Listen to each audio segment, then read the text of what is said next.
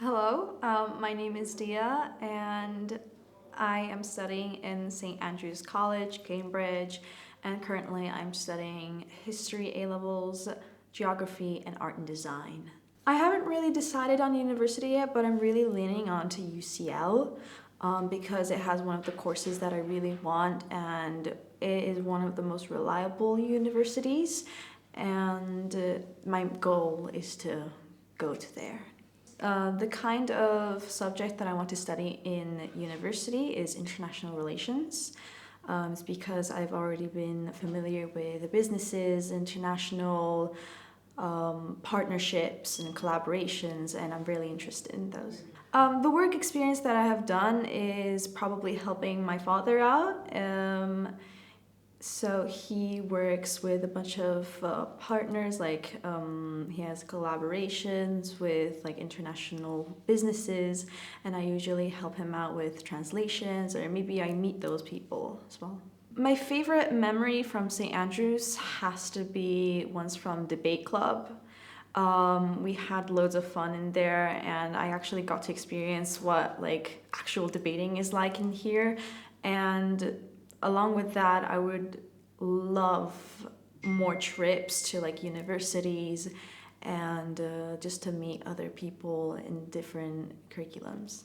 What trips have I went on? So there is one that I remember particularly. It was a trip to UCAS for our master classes, and it was so I mainly picked the subject international relations, and I got to meet other kids, and we had our different roles, and we were discussing how we would interact with each other and how partnerships would be made between different countries. So in Cambridge, when I go back to home, I usually just make my own food.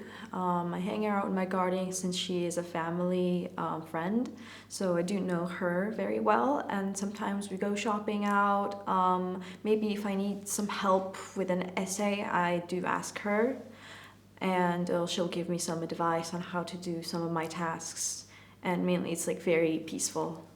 What's it like living in Cambridge? It's basically very free. Like you can feel the space around you, and it's very easy to navigate throughout Cambridge. And whenever you go to different places, every single place has its own type of theme, and it gets like very interesting. So you have the modern side, and you also have like the old styled academic side, which you have like King's College and the other places. If I had to give myself one advice, maybe even more, I would probably say be open. Because when you first come to a school, you may have this feeling that you're scared, maybe you're not like planning to get any friends and you want to focus on your studies, but really do get friends, because that will actually help you with teachers and opening up, and mainly keep your options free of like what you want to study. So if you're not sure about a subject, you can always talk to a teacher, and do not hesitate about anything, just always ask a question. The challenges would be independency for me, because it is kind of difficult to manage my timetable, and I've always been a little late to deadlines, but now I'm working on it, and I'm making progress on my deadlines. I have received some reports from my teachers. My geography teacher, Ms. Charlotte, she's been a great help with some of my assignments and the essays that I really wanted to submit for geography. And she has always given me the specific advice that I needed. And it always has worked out for me.